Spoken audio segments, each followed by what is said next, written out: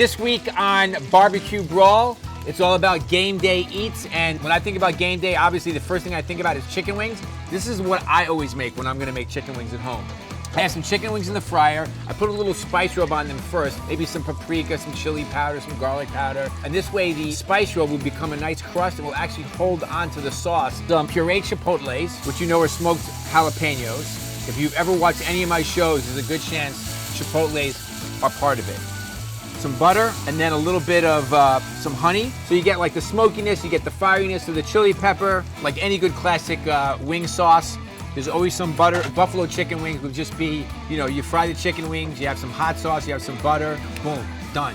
So this is just a little bit more dimension. You have the smokiness and the fieriness from the chipotle peppers. You have a little bit of the honey to chill out the spiciness. And then of course you have the butter just to make it really rich.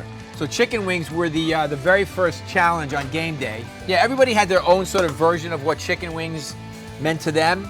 But the one thing I loved about it was all the contenders really made it their own. We have our chicken wings that are nice, crispy and fried, and we have the spice rub on there just a little bit. And to bring on all the flavor, the chipotle, the honey, and the butter, we're just gonna pour this right into our wings, and you do that toss, and it just goes right from the bowl, right to the plate.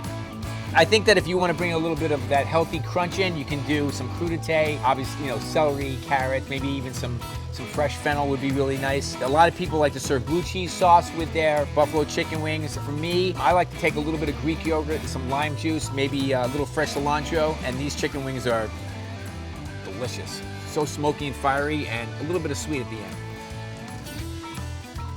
Happy game day, everybody.